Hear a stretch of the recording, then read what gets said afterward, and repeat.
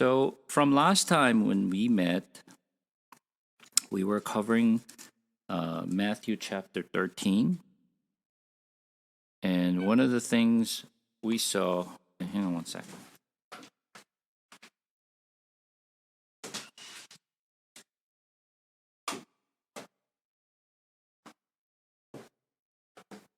One of the things that we saw was Matthew chapter 13. We're going to read from verse 57 and on. And they took offense at him, but Jesus said to him, "A prophet is not without honor except in his hometown and in his own household. And he did not do many mighty works there because of their unbelief." This is very important for us to really remind ourselves.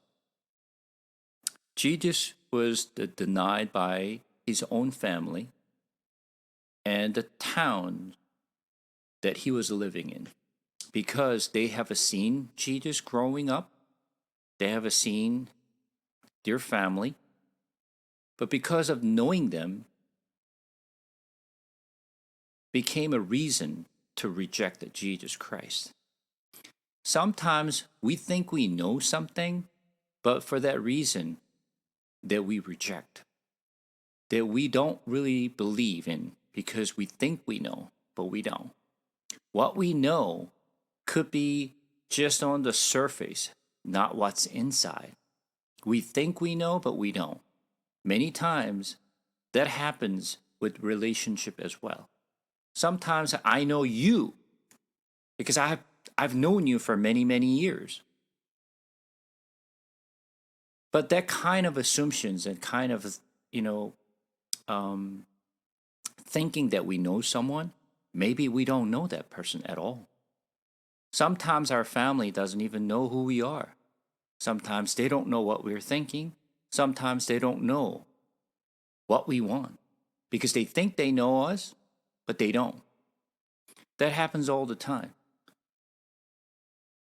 Even with a very close relationship, that happens. And people in Jesus' town, because they knew Jesus' family and they saw Jesus was growing up and they knew Jesus' brothers and their fathers and their mother, but for that reason, they did not believe in Jesus Christ. And because they did not believe in Jesus Christ, Jesus could not perform any miracles for that reason. Which means if we don't believe, we won't see the miracle. This is something very important for us to know. Just because we believe we see miracle is not the reason, but Jesus could not perform miraculous signs or miracles because they did not want to, or they refused to believe in Jesus Christ. They overlooked, they thought they knew Jesus, but they didn't at all. In our Christian life, if we don't believe, we won't see. This is what most people say. Show me and I believe. That's what most people say. Show me God, then I will believe. Just because they don't see, that does not mean does not exist. Even if you don't see, things exist. You know what's funny is that people say, I only see what I see. I believe the things that I see only. If I don't see it, it doesn't exist, I don't believe. But there are things that we don't see, but we believe. There are many things that we don't see and we believe. Example would be, we have not seen air. We cannot see air, but we know it exists. Have we seen wind? No, we don't see winds. What do we see is the reflections of the winds, is what we see. We don't see winds, we don't see air. but we know exist. So there are things that we believed that we don't see, but they say, I don't believe the things that I don't see. So either you disbelieve everything or believe everything, one or the other. I think the reason that we don't believe or we don't trust is because we have been deceived so many times. It just happens all the time. I mean, for my case, I actually just bought a used car for my daughter. And it was 2018 Nissan Sentra. It was decent. We drove it. It's okay.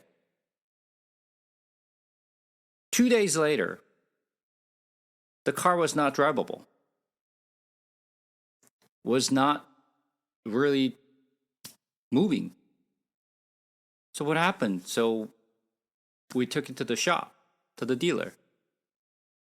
And then we found out transmission is shot.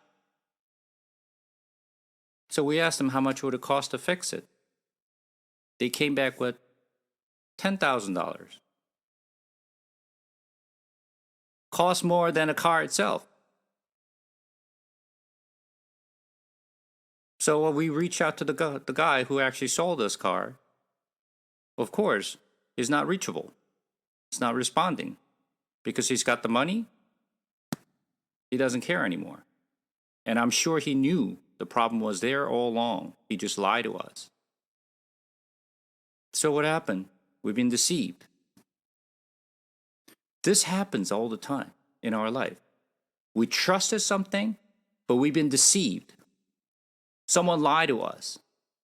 Because we've been deceived so many times in our life, what happened? We started to build up. We started to doubt what people say. Because we don't trust, we can't trust people anymore. Because we lost the trust. And for this reason, people say, show me, prove it to me, so that I can believe. If you don't show me, if you don't prove it to me, it doesn't exist. But that's not always the case. Even if you don't see us, even if the whole world deceives us, there is always a truth. There are things that we have to believe. Especially, I mentioned about how and what made you to believe Jesus. What made you to believe the Bible?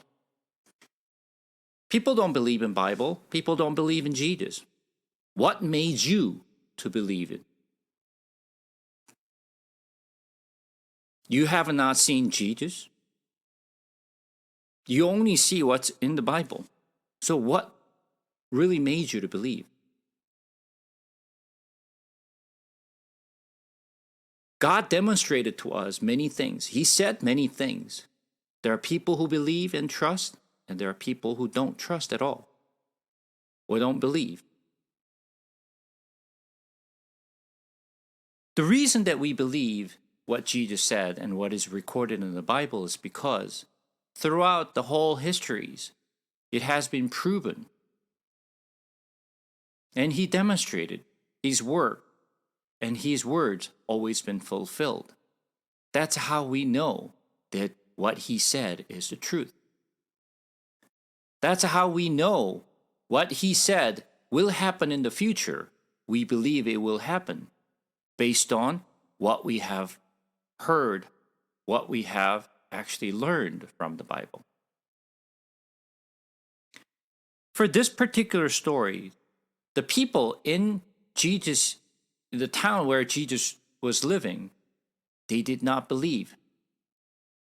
And Jesus could not perform any miracle at all. This is very sad things because they thought they knew Jesus, but they did not know Jesus at all. And that happens all the time in our life. And that's what you always see, the people around us. We try to just talk about Jesus Christ. We talk about Bible. We talk about God and his salvation. But people don't believe because they don't see. There's nothing we can really do about it. We could only tell them what the Bible said, what Jesus said. But to believe is truly up to them. It is not up to really us, unfortunately. We cannot have anyone to believe anything. We could only tell them to believe. It is up to us. God could not make us to believe in him. No one.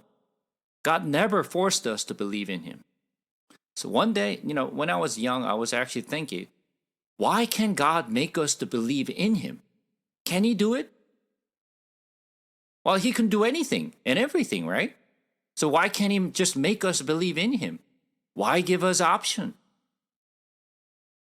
That'll be easy because he wants to save us all. So make us believe. Why leave it up to us to believe? God never forced us to believe. God always gave us an option to believe in him. Whoever comes to Jesus, they're the one who will believe. The people who refuse to come, they will not believe. Let's take a look at chapter 14 here. At that time, Herod, the Tetrarch, heard about the fame of Jesus, and he said to his servants, "This is John the Baptist. He has been raised from the dead. That is why these miraculous powers are at work in him." For Herod had seized John and bound him and put him in prison for the sake of Herodias, his brother Philip's wife, because John had been saying to him, "It is not lawful for you to have her."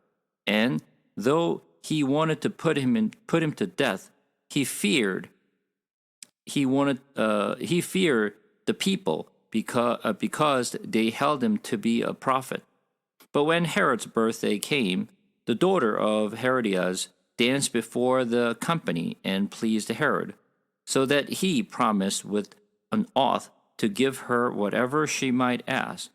Prompted by her mother, she said, "Give me the head of John the Baptist here on a platter." And the king was sorry, but because of his oath and his guests are commanded it to be given, he sent and had John beheaded in the prison. And his head was brought on a platter and given to the girl, and she brought it to her mother. And his disciples came and took the body and buried it. And they went and told Jesus. So, one of the things that I wanted to actually go over today was about the story of Herod's dynasties, and how he became a king, and what the relationship and all this. But once again, I'm going to just push it over to next week. But one interesting fact that I want to mention, I don't know if you read the story. Obviously, Herod believed John the Baptist, and he himself thought John the Baptist was the prophet. And he feared, not only he feared the people, but he feared that he might be the prophet, right? So he didn't want to harm John the Baptist. But because he actually made the promise in front of the people, and Herodias danced before Herod, and he promised that I will give you anything that you ask for. But when Herodias actually asked for the head of John the Baptist, he could not refuse, because he made a promise in front of the people, and he didn't want to show that he did not keeping the promise that he made. So he did it for the sake of, for his own honor and for his own reputations. Literally, that's why he actually killed John the Baptist, even though he didn't want it, but he did. But one of the things that you actually interesting that you will find here is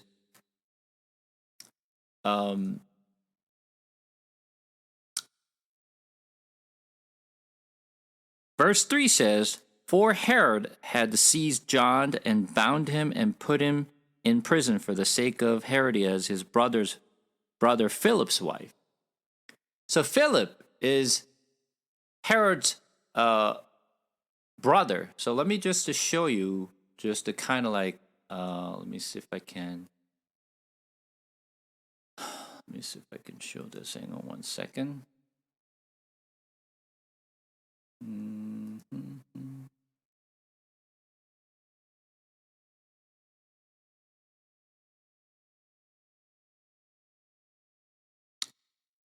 All right, so let me show you this.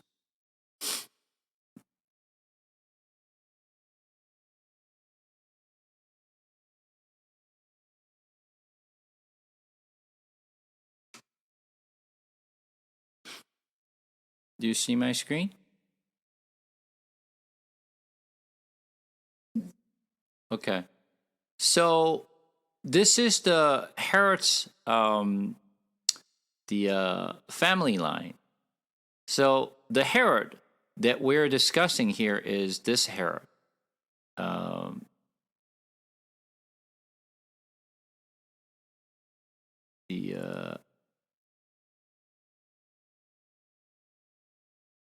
This Herod. Okay. So this is the Herod the Great. Herod had many sons.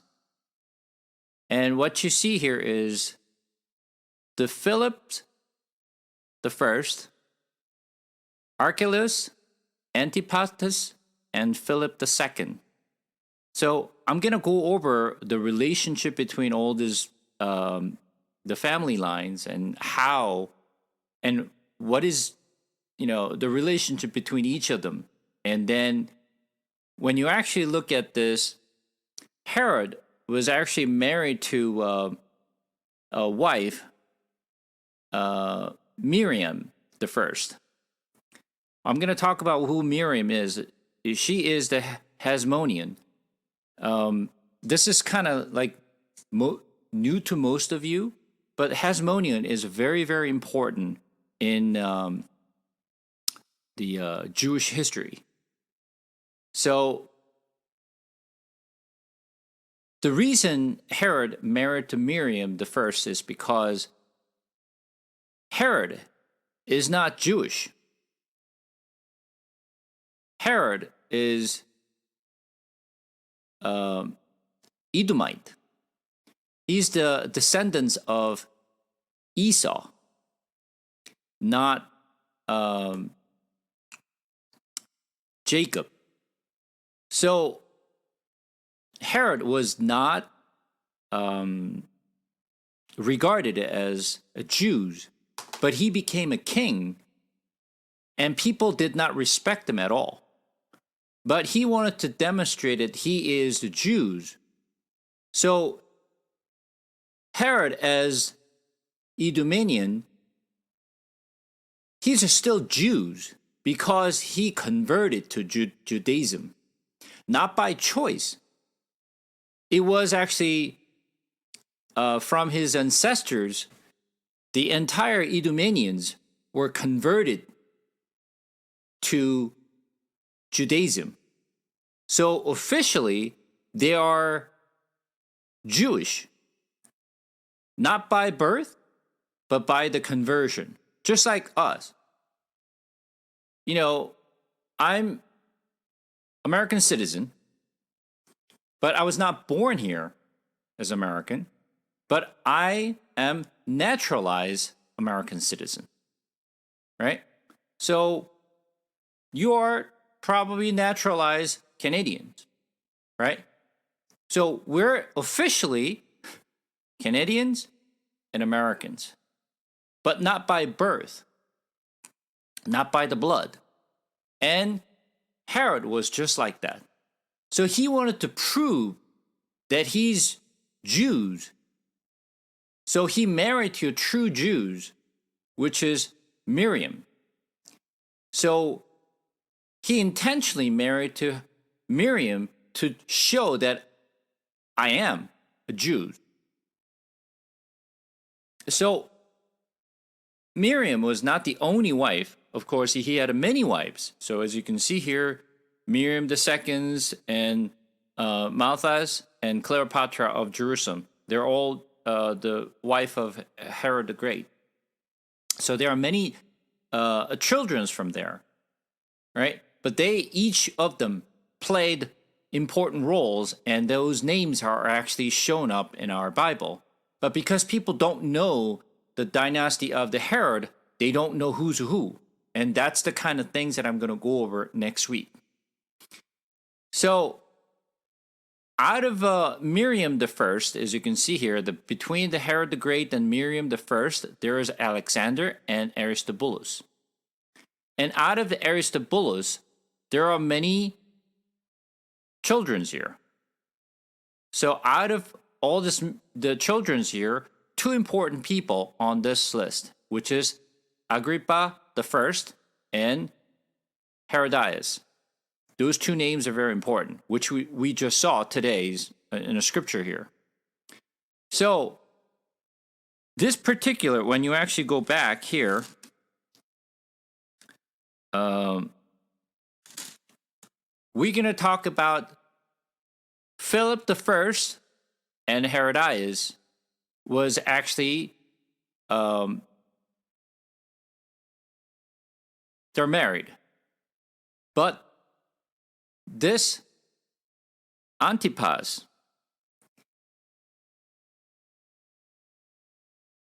well,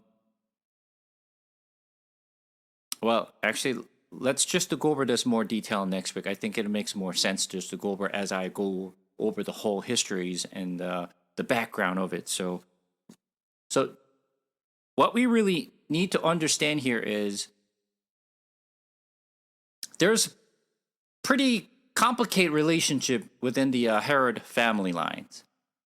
And because of that reasons, you will find they have been accused for what they had done. And there is a story. I don't know. Do you guys like musical? Do you like opera? Well, I like musical, but I don't like opera. Most people don't like opera, right? So, have you ever heard the story? So, when you look at the story here, let's go to Mark chapter 6 for a second. Mark chapter 6.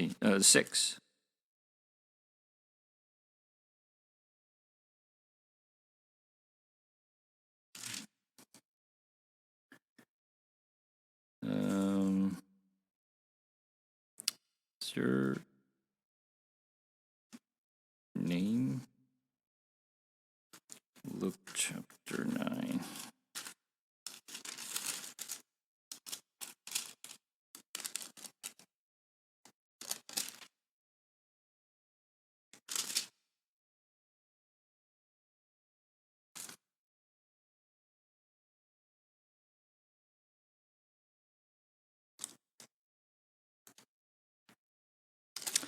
When you go to Mark chapter 9, there's the same story, but let's just read from verse 14. King Herod heard of it, for Jesus' name had become known. Some said that John the Baptist has been raised from the dead. That is why these miraculous powers are at work in him. But others said he is Elijah, and others said he is a prophet, like one of the prophets of old. But when Herod heard of it, he said, John, whom I beheaded, has been raised.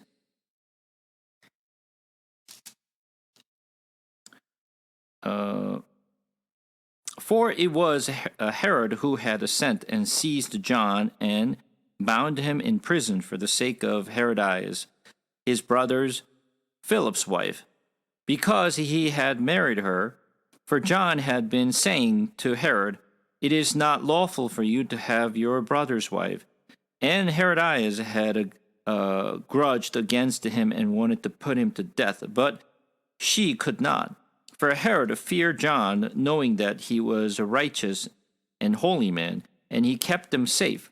When he heard him, he was greatly perplexed, and yet he heard him gladly. But an opportunity came when Herod, on his birthday, gave a banquet for his nobles and military commanders and the leading men of Galilee.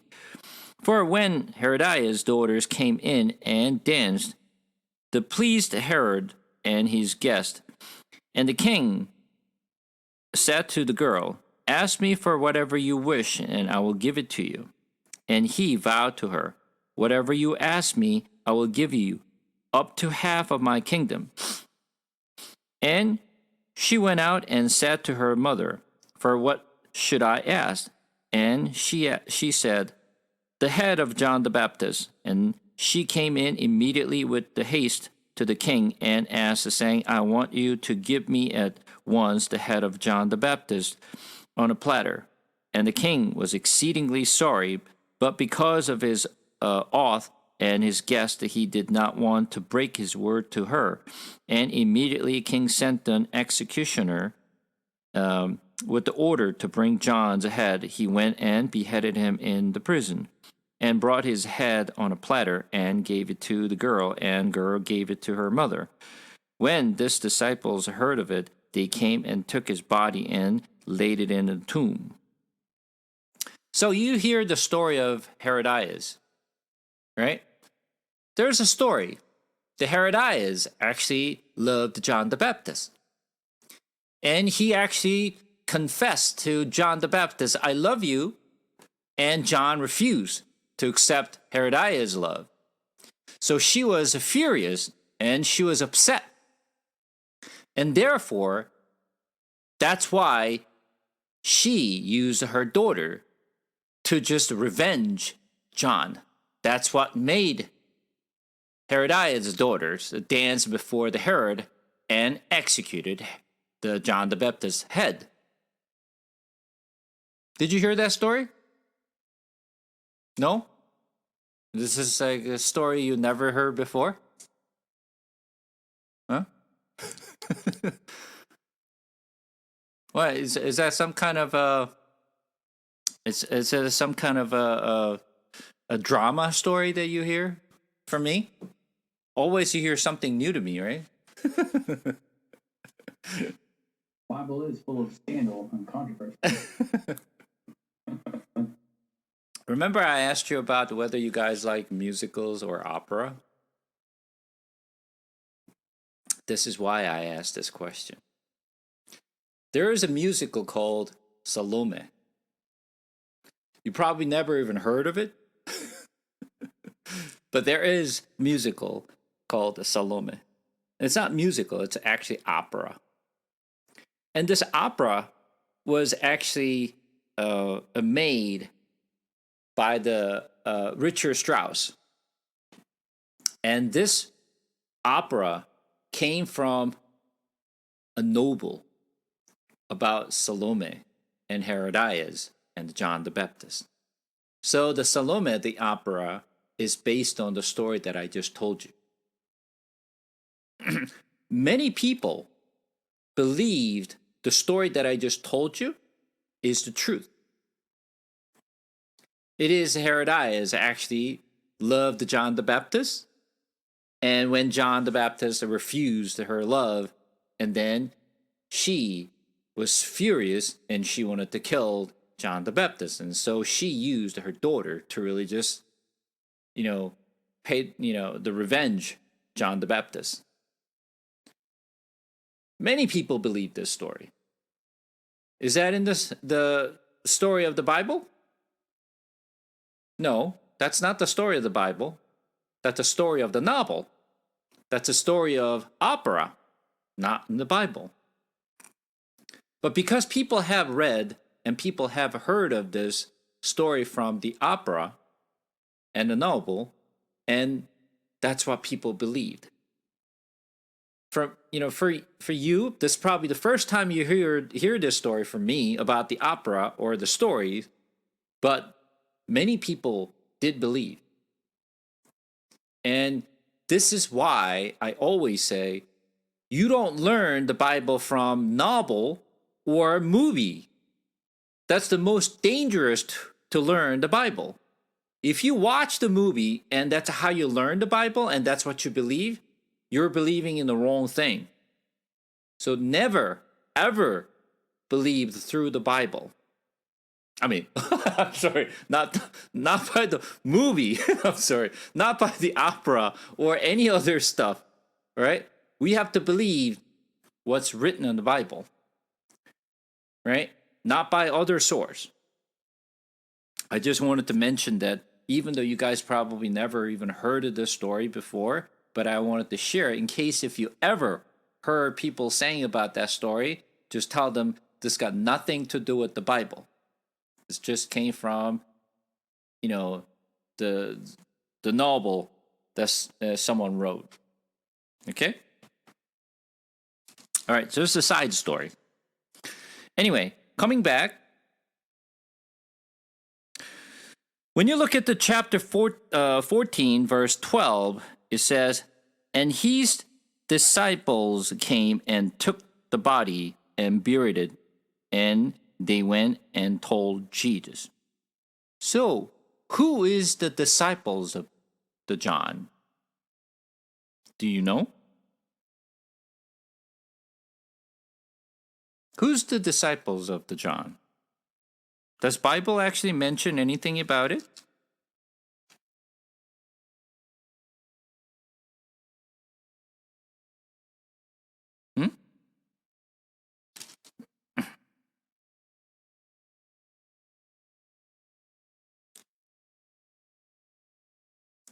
No?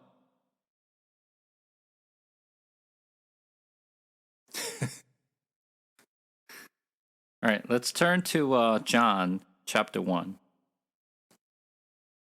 John chapter 1. We're going to read from verse 35.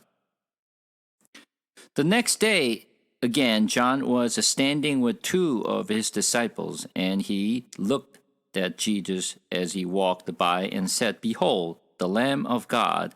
The two disciples heard him say this, and they followed Jesus. So, John the Baptist, the disciples, the two of them, they were following John the Baptist, but after John said, "Look at the Lamb of God," after he said it, they abandoned John the Baptist and they followed Jesus. Okay, let's find out who these people are. Jesus turned and saw them following and said to them, "Where are you? What are you seeking?" And they said to him, "Rabbi," which means teacher, where are you staying?" He said to them, "Come and you will see." So they came and saw where he was staying, and they stayed with him the day, for it was about the 10th hour. One of the two heard John speak and followed Jesus was Andrew, Simon Peter's brother. Who is it? Andrew. Who's Andrew? Simon Peter's brother. Was John the Baptist's disciple. So who's the second? Who's the second?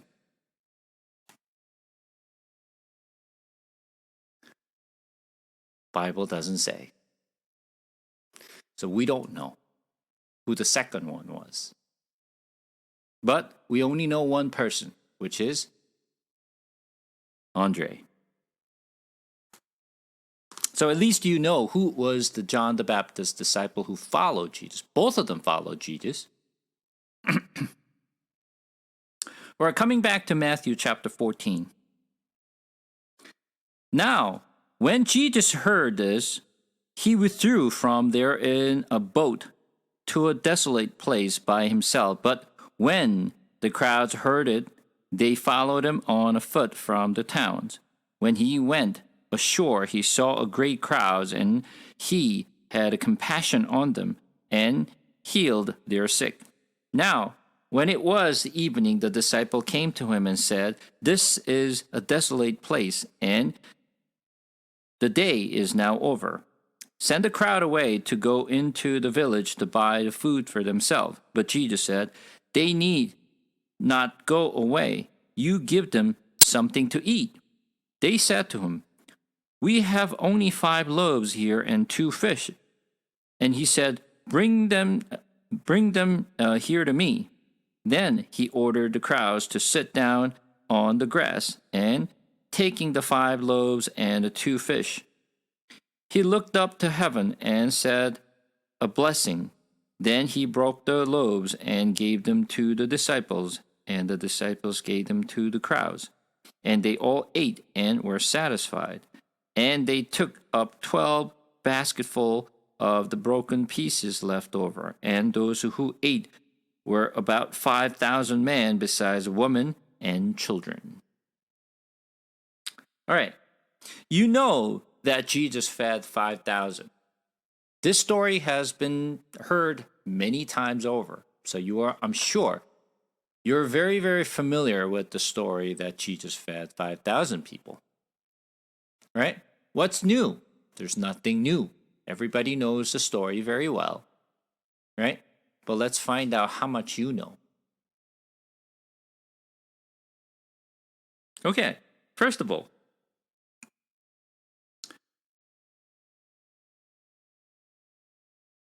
where is Jesus?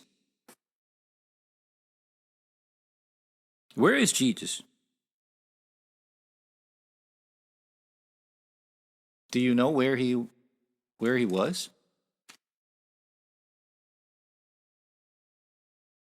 Well, you know everything about Jesus fed 5,000, right? So you should know. Where is he?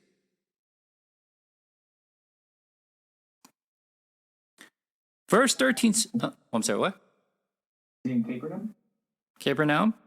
Okay, let's just read the verse 13 first. Now when Jesus heard this, he withdrew from there in a boat to a desolate place by himself. So he withdrew from there in a boat to a desolate place by himself. So he was in a boat, right? He hid himself and he went to where? Desolate place. So in order for us to really see a little more on this, we'll actually look at other places. So take a look at a few more things here.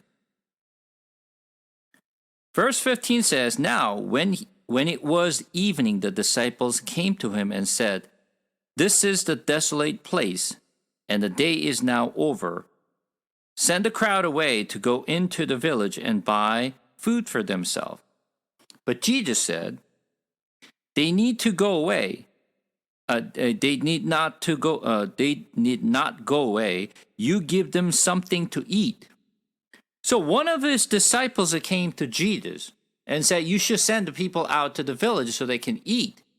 Right? And Jesus said, They need not go away. You give them something to eat. So, which disciple came to Jesus and who did Jesus speak to?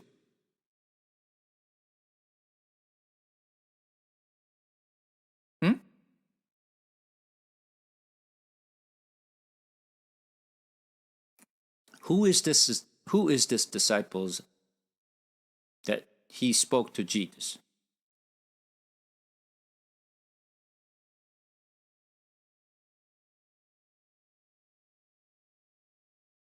No?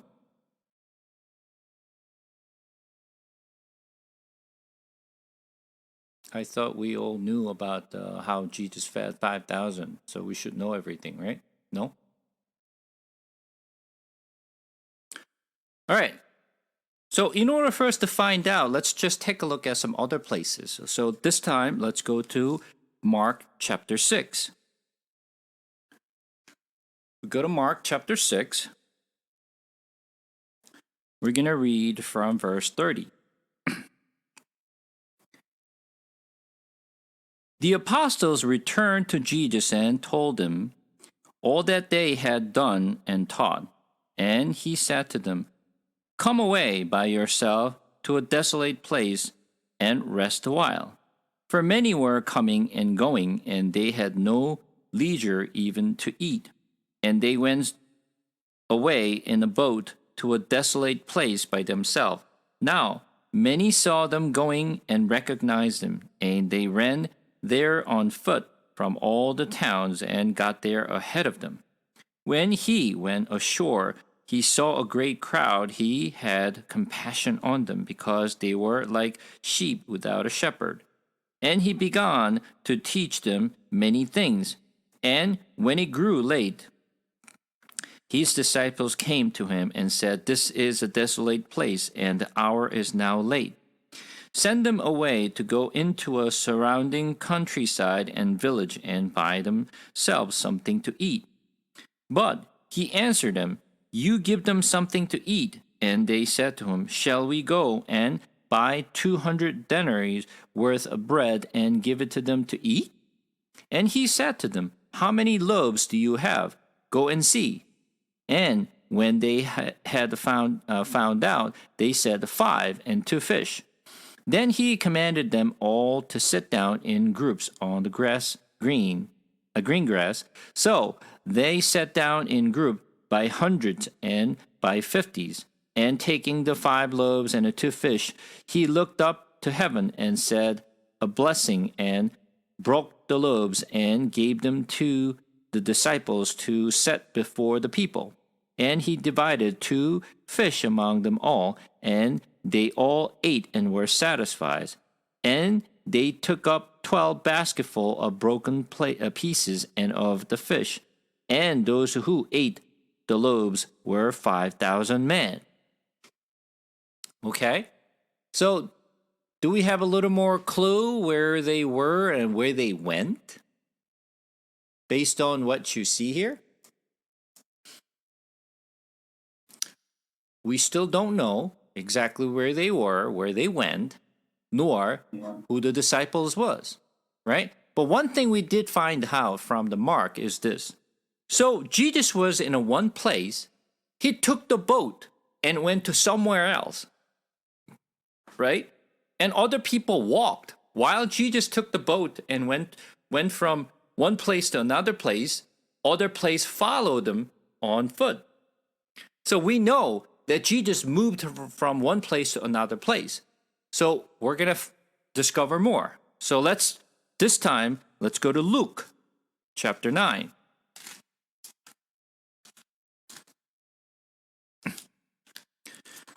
Luke chapter 9, verse 10 and on.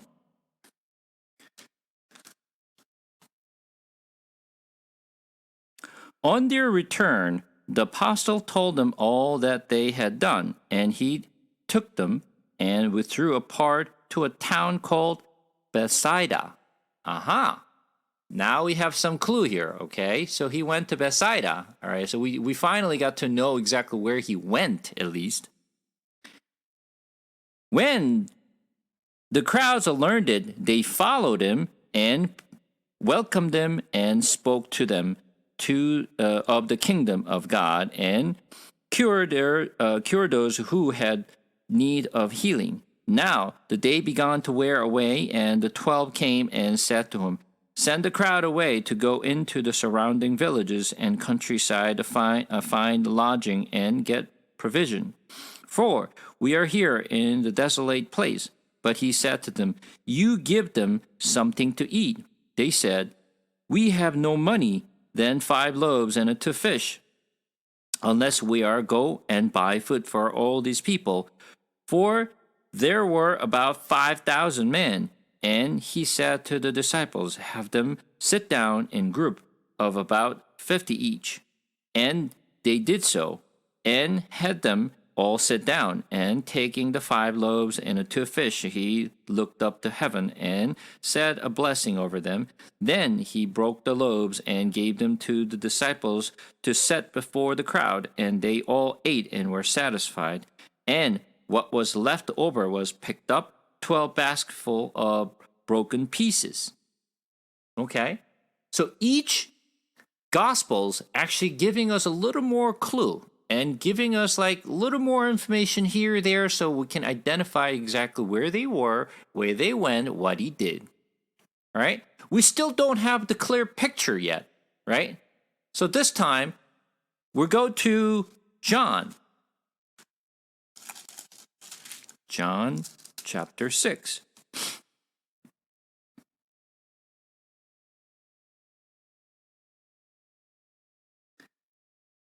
John chapter 6.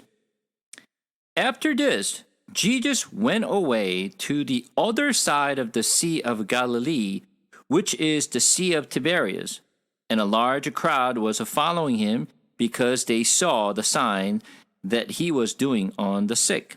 Jesus went on the mountain, and there he sat down with his disciples. Now the Passover, the feast of the Jews, was at hand. So, we found a little more clue here as well. Now it's the time of a feast of Passover. So we kind of get a little more picture here.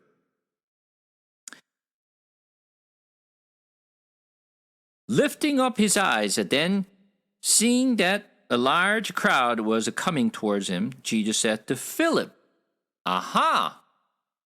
I see. Now the disciples that we've been questioning is the Philip. All right? Where are we to buy bread so that these people may eat?" He said this to test him, for he himself knew what he would do. Philip answered him, 200 denarii worth of bread would not be enough for each of them to eat a little.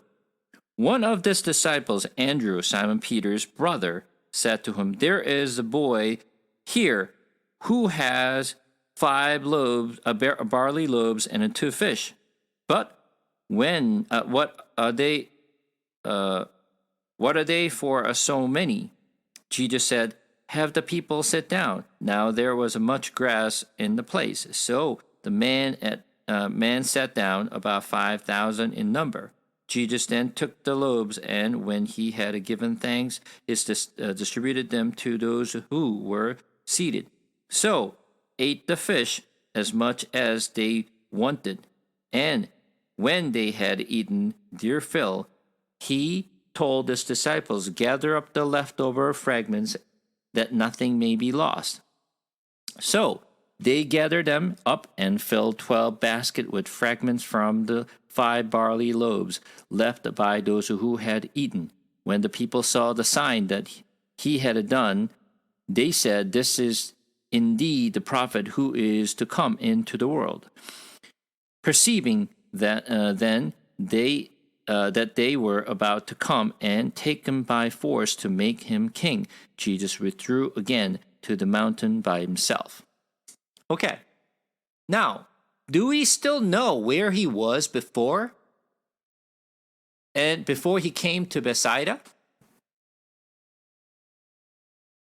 Based on what we have read so far, we don't know where he came from. We found out he came to Bethsaida, but he came from somewhere, right? We don't know exactly where he came from, right? But when you look at verse 16 and on, when evening came, his disciples went down to the sea, got into a boat, and started across to Sea of Capernaum. It was not dark. So where did they went back? Capernaum. Where is a Capernaum, and what is this Capernaum is about?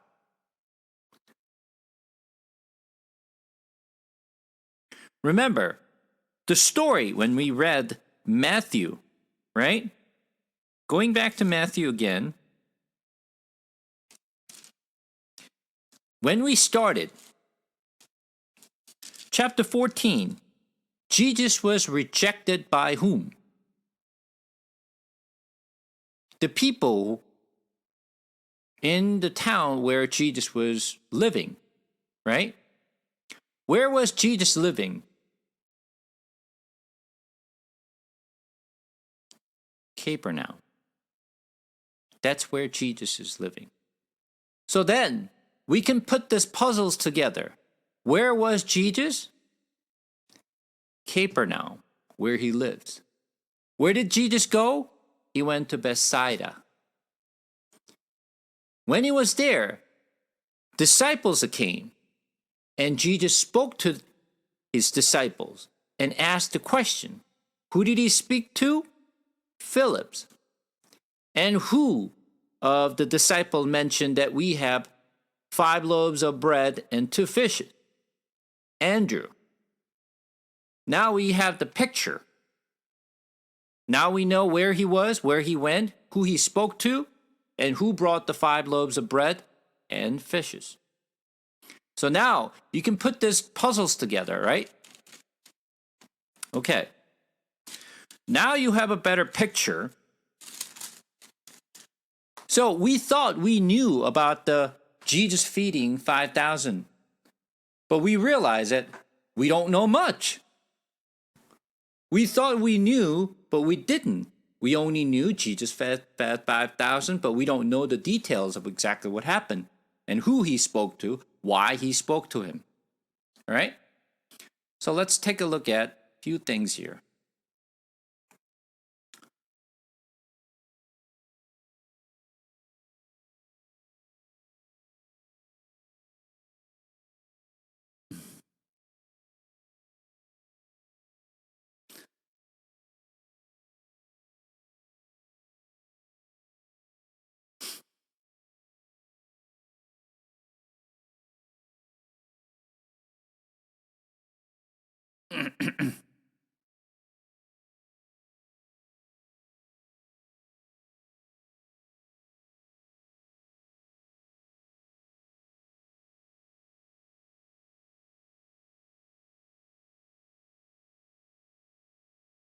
Do you see my screen?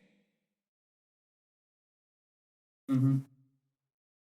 For your convenience, I put together a table here for you. So you don't have to flip through between each gospel. So I put every story from gospel is documented here on the chart that you see here.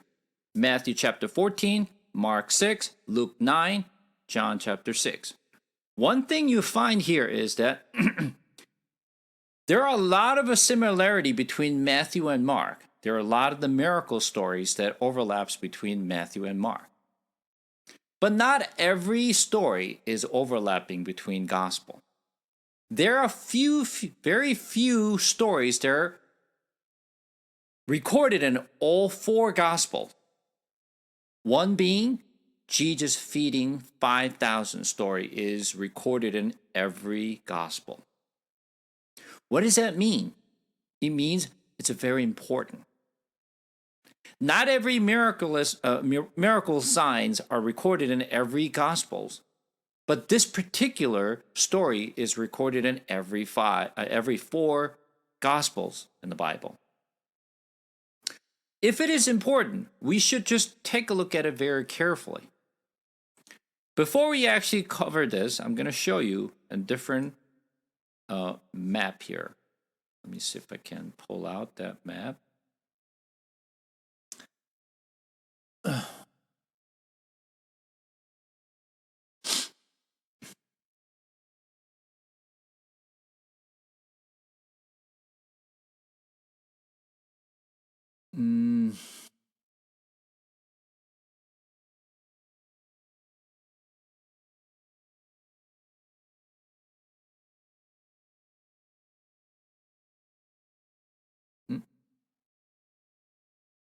Let me see.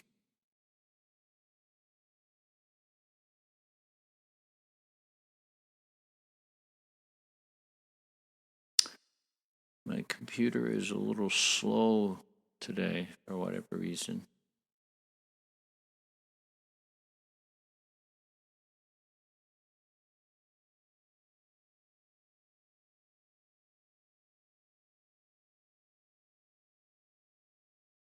Just bear with me.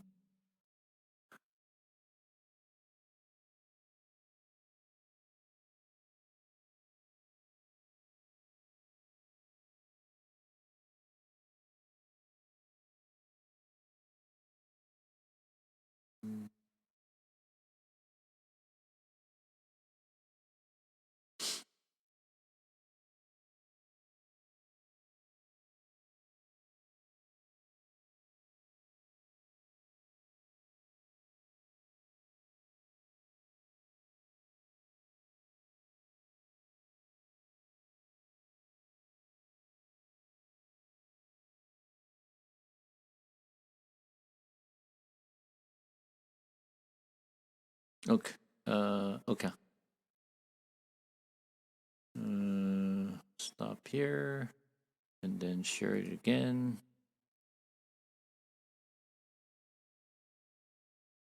Do you see my screen?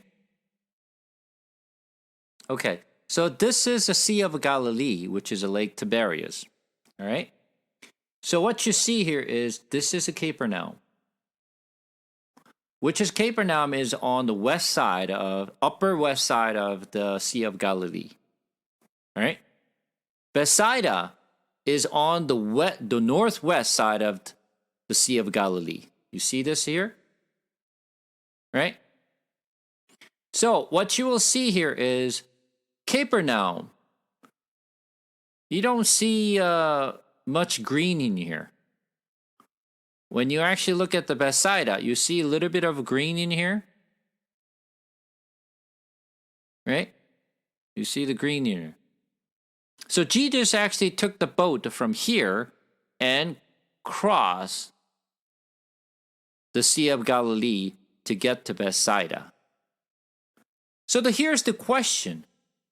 Why did Jesus took the boat and went to Bethsaida? What happened to the people? They walked on foot.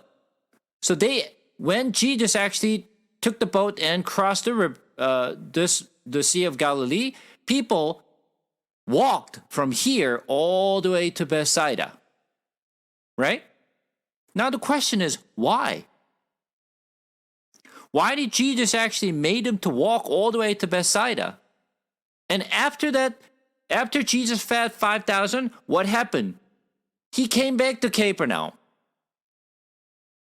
Right? He went to Bethsaida and came back to Capernaum. What does that tell you? Does he have to really go to Bethsaida? He could have actually spoke to them in Capernaum because that's where people came from. Right? So there is no reason for Jesus to really go to Bethsaida to speak to them or feed the 5,000 people. Because people moved from here, followed Jesus to Bethsaida. What it means is that Jesus intentionally went to Bethsaida for a reason. And Jesus led them to go to Bethsaida. And only thing he did at the Bethsaida was the feeding 5,000. Right after he feeding the 5,000, he went back to Capernaum. So we need to find a reason. Why did Jesus take all these people out to Bethsaida? Just to feed them? If he's going to feed them, why not feed them in a Capernaum? Why did Jesus take him all the way to Bethsaida to feed 5,000? It makes no sense. Of course, nobody asked that question because nobody curious about it. I am curious. But most people don't. And this is something that you have to understand. So, now, going back to what I said before. Let me show the story again.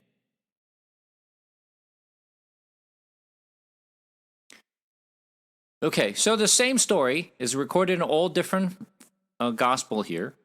Okay? So, what you will find here is this. One thing you will see here is Jesus went to a desolate place. it's been repeated. It went to a desolate place. So here, a desolate place, right? And he went to a desolate place, here in a desolate place. This has been repeated. Desolate place. What's a big deal about desolate place?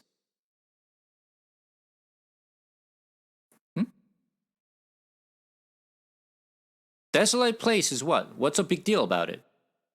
Why is it a desolate place in Bethsaida?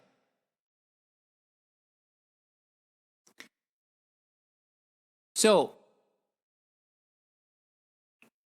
Jesus intentionally moved his people to desolate place from Capernaum. So what is that desolate place that Jesus really took them? So which side he moved from?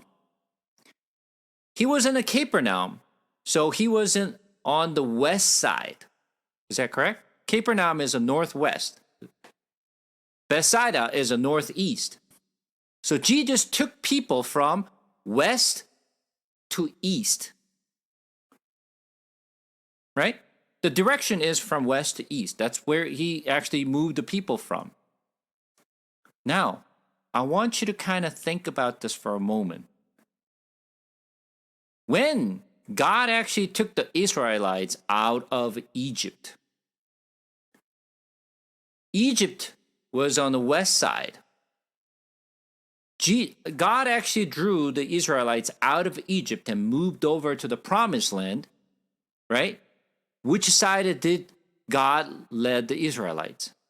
From west to east.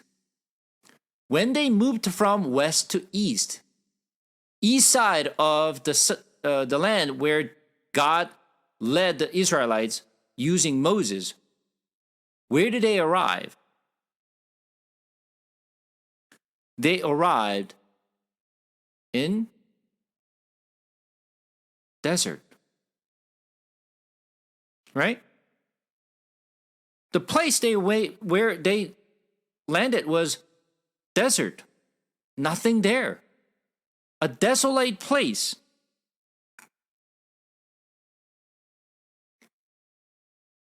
Jesus intentionally brought them to east, which is exactly same thing he was repeating. God led the Israelites out of Egypt and moved over to a desert. And what happened in the desert? What did they eat? Manna. They ate manna in where? In desert. In desert. Where did Jesus actually feed the 5,000 people? A desolate place. Mm-hmm. It's like Jesus is repeating exactly what happened to Israelites in the time of Moses. He intentionally brought the people out to Bethsaida, feed them there. There's no other business. Jesus didn't do anything but to feed the 5,000 at the Bethsaida. When they're gathered, how many people are gathered? We know there are 5,000 men. So does that mean only men were there? There's no women, there's no children? Obviously not. There was more women, there was more children, there are more elders. So if you actually count the number of people who were gathered at Bethsaida, right? So only counting 5,000 men. So if you count the other people besides men, there are a lot more people. Now, I want you to think about this for a moment. 5,000 men, if you actually count the women's, children's, and elders, how many people do you think they have gathered there?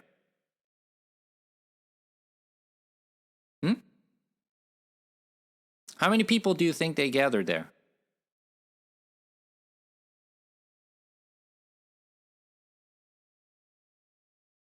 You don't know? Probably more than 10,000 people. So I want to give you some ideas what that looks like. Let me share.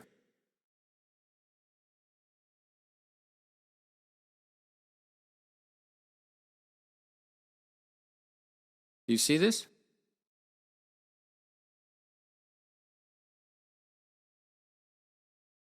You see my screen? This is about 5,000 people. This is about 5,000 people. All right? Quite a lot.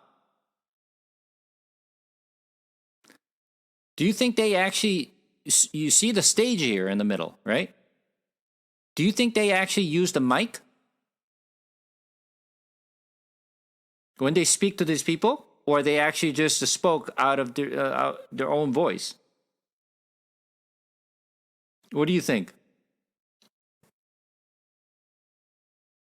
No mic? Do you think the people on the stage did not use mic? I mean, I think I see speakers. So. You have to listen. Imagine for those of the people who was actually, on the stage then doing something, right? Imagine you actually use without mic, without speaker, right? Imagine you praise, and if you actually just say something, do you think you have to shout it? The people right here, do you think they can hear without using the mic? It's going to be pretty tough. And if Jesus spoke all day long, how do you think that Jesus spoke? Huh? For all these people to hear what Jesus had to say. Without mic, they're not going to hear. Imagine Jesus spoke to them, 5,000 people, without mic. What volume do you think Jesus spoke to the people? All right, that's only recounting 5,000 men, of course. There are more people, so let's just take a look at it.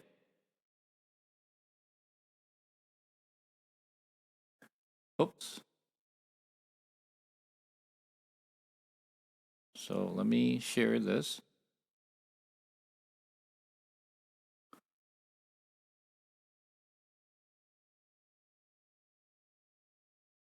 This is about 15,000.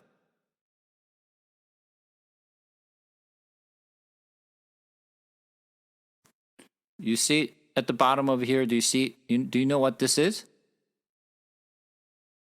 The bottom, lower right, the black thing, the hanging on the frame. This? It's a mega speaker.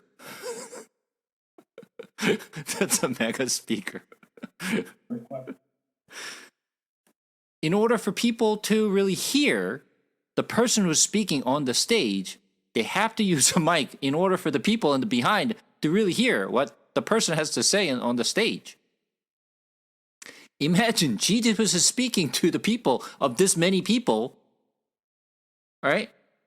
And Jesus actually spoke to disciples who came to Jesus, says, Jesus, you need to send them back to the village and countryside for them to eat. And Jesus said, no, don't send them. You feed them. So now question is, why did Jesus spoke to Philip?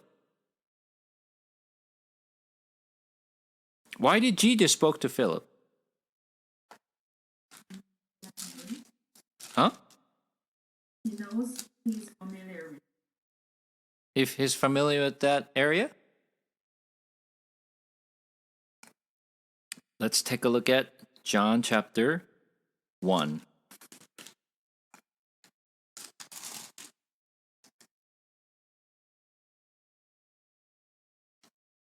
John chapter 1, we're going to read from verse 43. The next day, Jesus decided to go to Galilee. He found Philip and said to him, "Follow me." Now, Philip was from Bethsaida, the city of Andrew and Peter. Where is he from? Where is his hometown?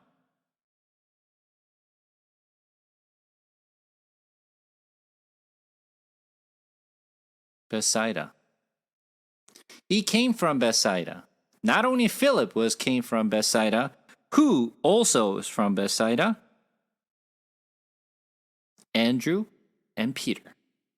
Andrew, Peter, Philip all came from Bethsaida. So, Peter knows the area very well.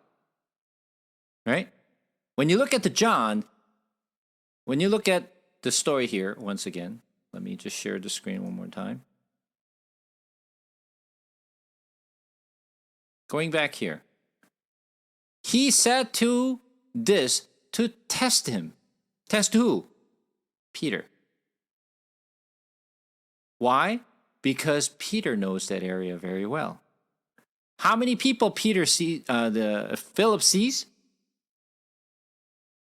Over 10,000 people, the crowds. Philip knows the area very well. Now I'm going to ask you a question. In your town, if there are over 10,000 people gather, okay? And you need to feed them, those 10,000 people. Do you think you can order lunch for them? 10,000 people lunch. Do you think you can go and order from the store? In your town, right now.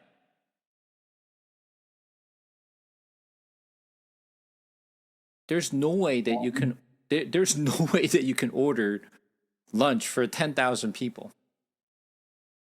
Right? Do you think you can order food at dinner time? No. So Philip was very quick to calculate. He's looking at the people and said, wait a second. 200 denarii will not be enough to feed them, even a little. What is 200 denarii? What is the denarius? The Roman currency. And what's the worth of it? Wow. Yeah, great. 50? Was it 50? Did you say 50? 50 seconds. 1 denarius is 1 man's wage per day. 1 man's wage worth is 1 denarius. 200 is 200 days of 1 man's wage. That's quite a lot. Just for dinner. To feed these many people. And not eating enough or satisfied, just a little. So if they want to eat enough, 200 denarius is not enough. 400 denarius might be.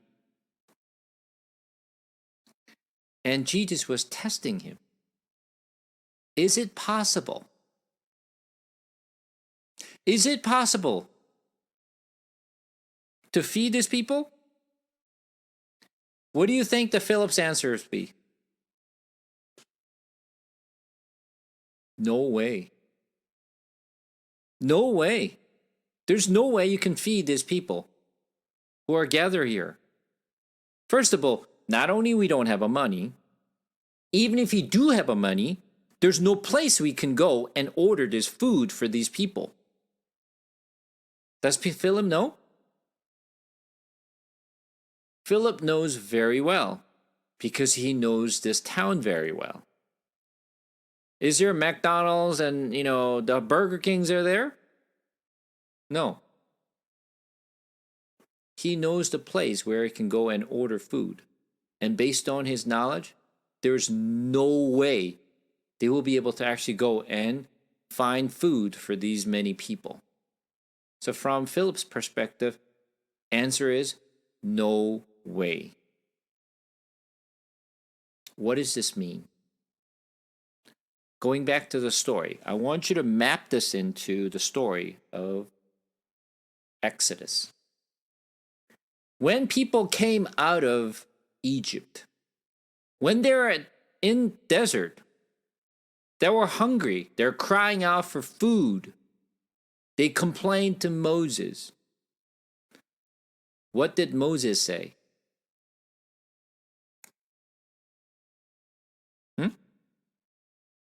What did Moses say?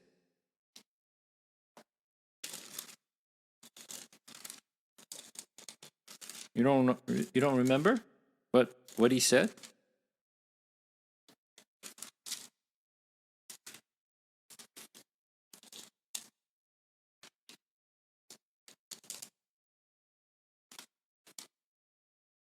All right, so if you're not sure,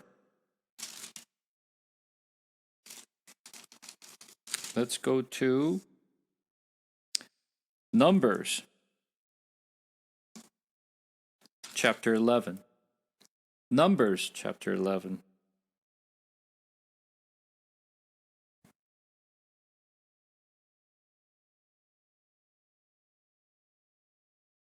We're going to read from verse 4. Now, the rabble that was among them had a strong craving, and the people of Israel also wept again and said, "Oh, that we had meat to eat. We remember the fish we ate in Egypt that cost nothing, the cucumbers and melons and leeks, onions and garlic. But now our strength is dried up and there is nothing at all but this manna to look at." Now the manna was like a coriander seed, and its appearance like the bdellium. The people went about and gathered it and around it in handmill or beat it in mortals and boiled in its pots and made cake of it, and taste of it like the taste of a cake baked with oil. When the dew fell upon the camp, and the night the manna fell with it. Moses heard the people weeping throughout their clans, every one at the door of his tent. And the anger of the Lord blazed hotly, and Moses was displeased. Moses said to the Lord, "Why have you dealt ill with your servant? And why have I not found favor in your sight, that you lay the burden of all these people on me? Did I conceive all these people? Did I give them birth, that you should say to me, carry them in your bosom, as a nurse carry a nursing child, to a land that you swore to give their fathers? Where am I to get meat to give to all these people? For they wept before me and say, give us a meat that we may eat.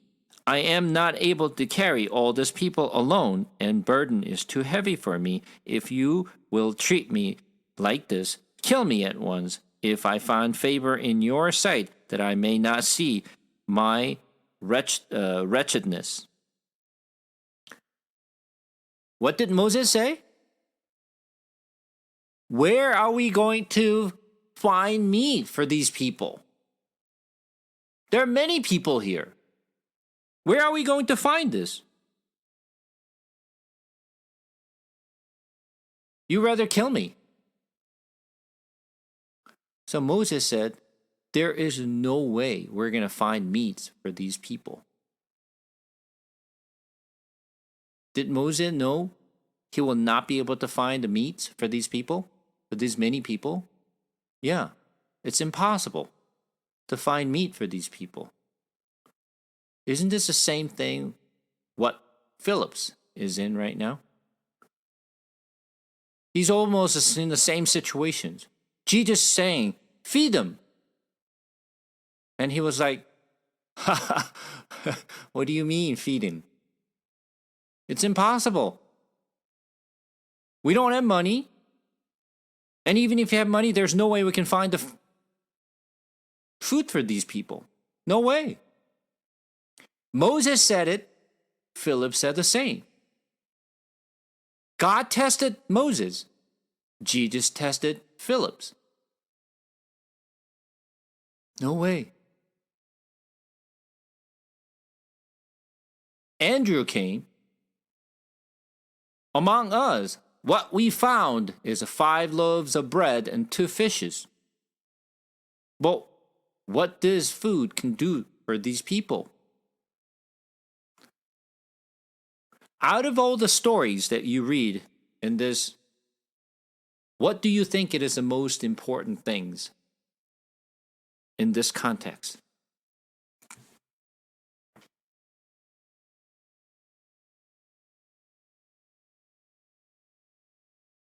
That Jesus The answer is actually on the screens that you're seeing. What do you see?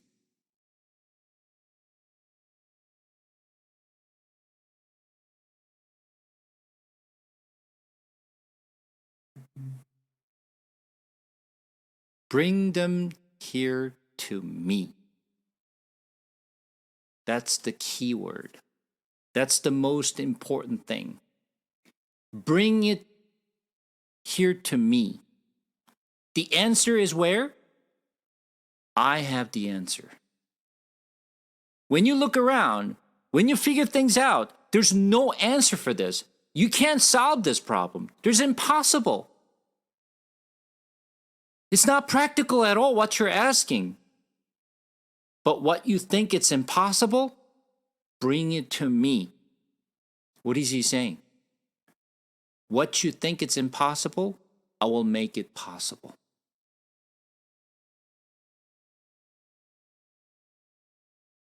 That's the key. Bring them to me. Answer, I have. I'll give it to you. You think it's impossible. How man can be survived after they die? Come to me. Answer is not with us. Answer is with Jesus, not with us. When you look at the Bible, Jesus said something always. Come to me. This is how we live. Jesus is saying, come to me. But what happens to us? We always look around and we look at the situations. We panic. And we say, it's impossible. There's no way this can't be solved. What is Jesus saying? Bring them to me. So, what do we need to do? We just have to bring it to Jesus for our problems. If we try to solve ourselves, if the Philip was trying to figure it out, okay, all right, let's figure it out. How much money do we have? All right, which restaurant should we go to get the food? If he was to figure things out like this, do you think you'll be able to actually find the solution? No. You will not going to find the solution by trying to figure this out. But it was a simple answer. Bring them to me. This is why Jesus tested Philip what he has to say. Once again, Jesus intentionally bring them over to a desolate place, made him hungry, and then demonstrated to Philip's impossible situations and asking him, you should feed him. Can Philip feed him? No way he can feed him. But Andrew came. Well, we have 5 loaves of bread and 2 fishes. Jesus' answer is, bring them to me. That's the key. Okay, when they brought, Philip figured if we have 200 denarius, we should feed them with very little. But when did Jesus actually fed them 5,000? What happened? They ate as much as they wanted. They were satisfied. Not just to feed them a little bit, but they were satisfied. When Jesus looked up, and what did he do? Broke the bread. Now, broke the bread. What does that mean? What is bread? His body. His body. He broke it and gave it to them. Why did he have to break it? Just give it to them. But he had to broke it. Shows he gave the broken bread to the people. Jesus had to die and tear his body and gave it to us. That's exactly what he did. Salvation is breaking my body and give it to you so that you can eat and live. And then, what did he do? What did he do?